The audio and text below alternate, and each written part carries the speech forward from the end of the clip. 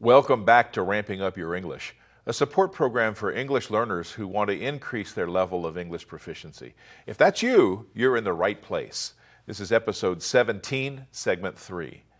In part 2 of our journey eastward aboard the California Zephyr, we crossed the sublime landscape of the Rocky Mountains and followed the Colorado River, taking us to Denver right as the sun went down. In part 3, we'll continue on the Burlington section of the route. As you watch, note the ways in which the landscape is different from the section we featured in the first segment of this episode. Let's climb aboard the California Zephyr for the final section eastbound into Chicago. We ended our second day on Amtrak's California Zephyr in Denver. After miles of fantastic scenery, crews clean the windows while the train is being serviced. We had come from Sacramento 2 days before, and now we were on the final stretch to Chicago. The snowstorm we'd followed in the Rocky Mountains had left a white blanket across the flat landscape. This was day 3 on the California Zephyr.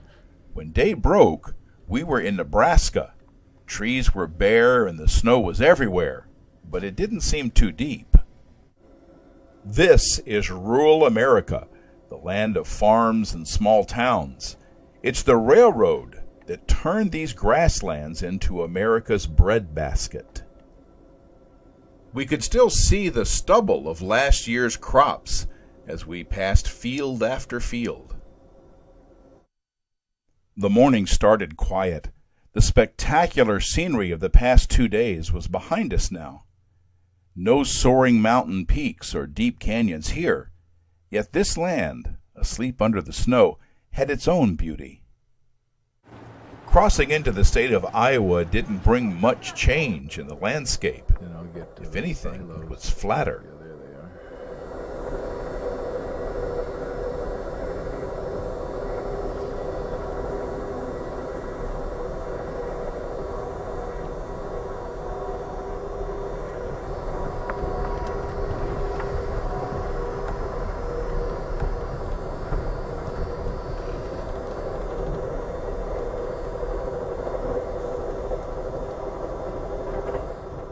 We did see something different crossing into Illinois. We stopped chewing our lunch long enough to gaze out at the mighty Mississippi River, a wide river even this far north. Okay, we are crossing the Mississippi River right here. Oh, look at that old barge hulk there.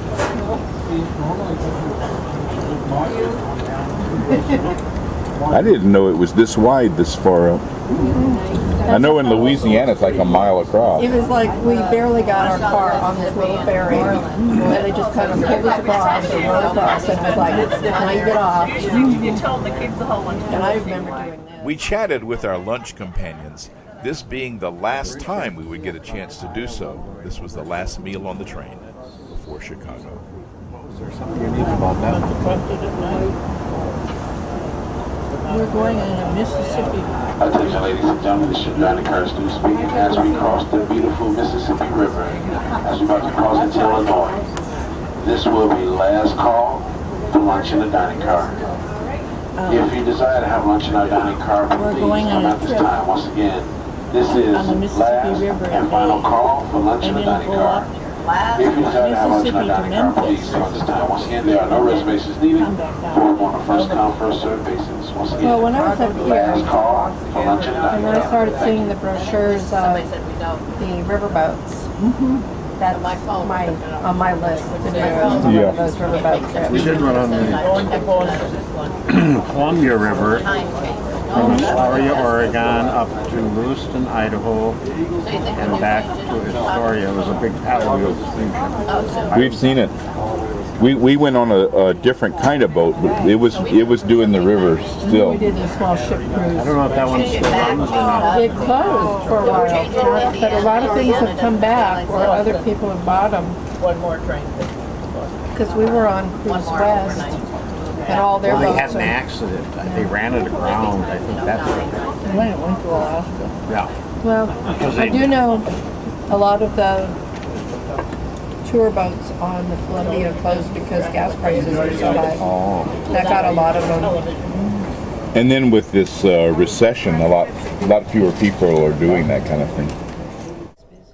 Approaching Chicago, we passed through many small communities, their main streets parallel to the railroad tracks.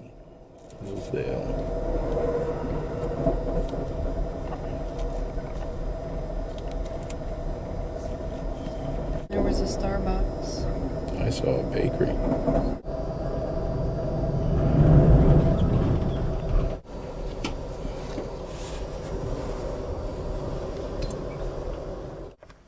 Inside Chicago city limits, we had to adjust to this very urban landscape.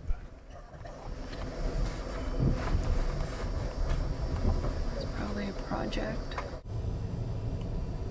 There's Chicago. There's the shot you want. Yep. Easing into Chicago, we saw lots of Amtrak cars on the rails. I've got one with the train in it for you. Good.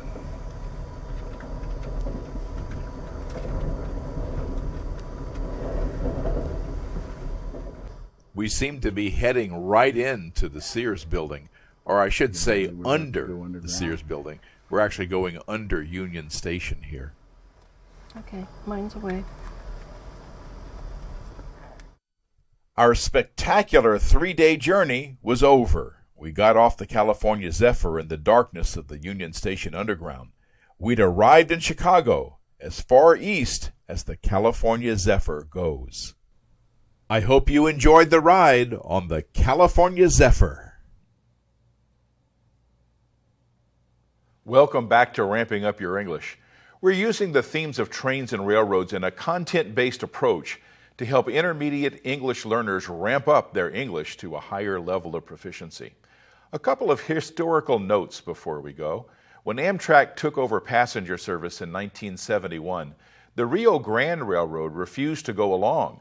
So while Burlington and Western Pacific gave up their ends of the California Zephyr, the Rio Grande ran a passenger service between Denver and Salt Lake City.